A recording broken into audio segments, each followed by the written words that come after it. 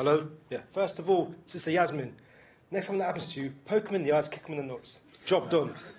I'm telling you now. They'll go like a ton of bricks. Do you want to play that? Yeah. Okay, go on then. Hello everyone, this is my message to Rupert Murdoch. 1 in 5 Brit Muslims sympathise with jihadis. You're joking, are you not? So you're telling me there's 3 million Muslims living in this country, yeah? So out of those 3 million Muslims, 500,000 Muslims sympathise with extremism. 500,000? Are you nuts? So you're telling me I've got 6 members in my family, my brother has 6 members in his family, and my other brother has 6 members in his family. You're telling me each one of us has an extremist in our family? So you're telling me there's 3 extremists in my extended family? Where do you get your facts from, mate? You're completely wrong. You know what you've just done? You've opened the floodgates. The British people are going to read this, and 4 million people that read this song, which is a load of crap, a load of job, a load of rubbish, especially after your husband's disaster. You should have shamed yourself. Once they've read this, what are they going to do? They're going to think all Muslims are extremists. Attacks against Muslims will increase because of it. And what happens when attacks against Muslims increase? You isolate us more, which is a perfect recruiting ground for IS. Well done, Mr. Murdoch.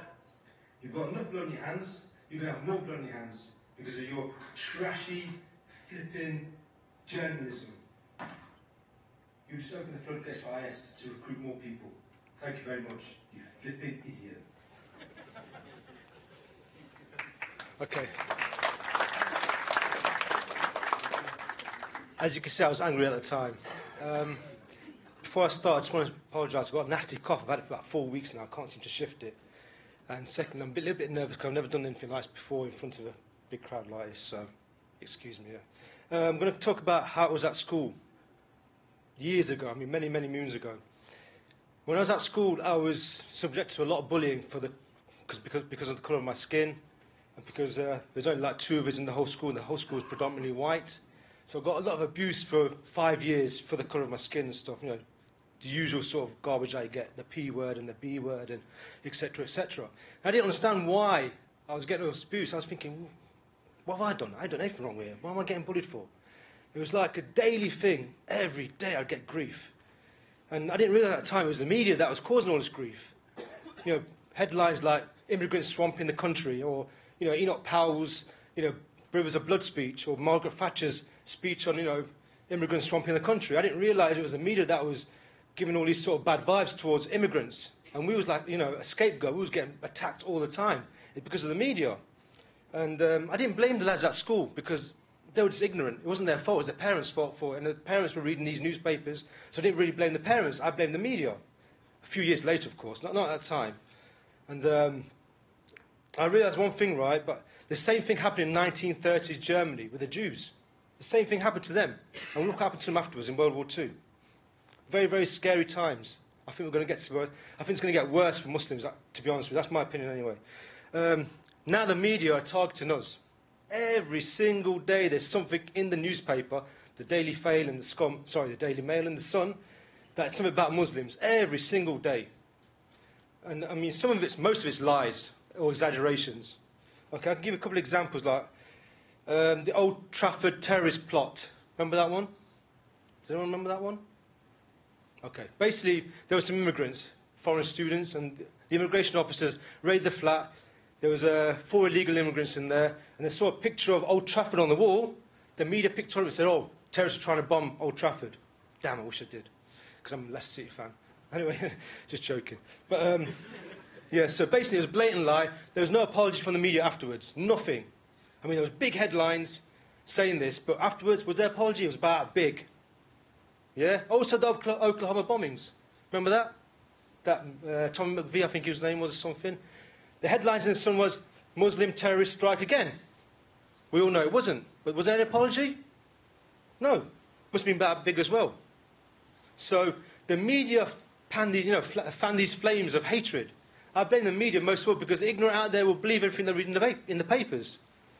And it's getting really, really bad out there because now women are getting attacked all the time because of it. Women and elderly, not young lads like us, but women. And that's a very cowardly act. Anyone who hits a woman's a coward in my eyes anyway. There's no apology whatsoever. I mean, the media have got to stop calling us calling terrorists Muslims. That's the first thing they've got to stop doing, because as soon as you say Muslim terrorists, people look at me and think, he's one of them, or look at him and think, he's one of them, or look at her and say, she's one of them. You get what I mean? So it's just, it's ridiculous, it's getting too far now. And when I saw that, the Sun headlines, 1 in 5, I went mad. I couldn't handle it anymore, because back in the day, they never said Irish terrorist or Catholic terrorist, they just said IRA. So now they say Muslim terrorists all the time, and I just got angry, so I made a rant. I'm like I'm ranting right now, actually. And I put it on the internet, on Facebook, and I didn't realise it would go 1.2 million views. I didn't realise it would get that big. And I got many, many messages saying, well done, well done. I got the odd troll that said, go back to your own country. Yeah, I was born here. And, you know, something like, you know, you goat, whatever. I'm not going to say what it is, but, yeah, you get the picture. And, you know, stuff like that. But only 1 or 2. But the majority of the people, over 1,000 messages were in support. So there are good people out there. I mean, I was feeling down, I was feeling low, because I thought, as Muslims, we're getting pushed to one side now. What happens when we get pushed to one side? We become alienated. What happens when you become alienated? It's a sort of a breeding ground for terrorism, isn't it? Extremism.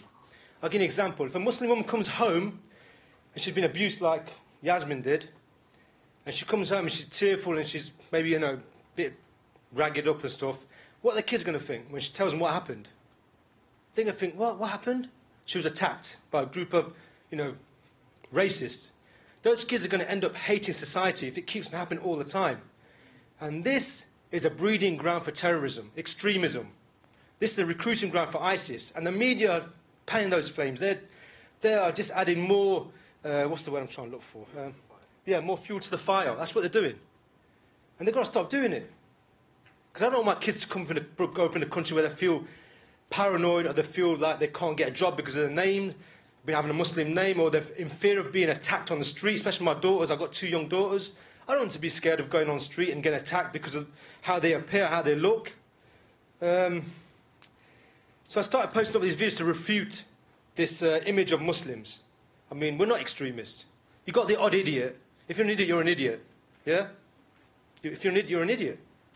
As my mates say, if you're the C word, you're a C word. I won't say the words because I don't swear. But yeah. So basically, the media are brainwashing a lot of the British public.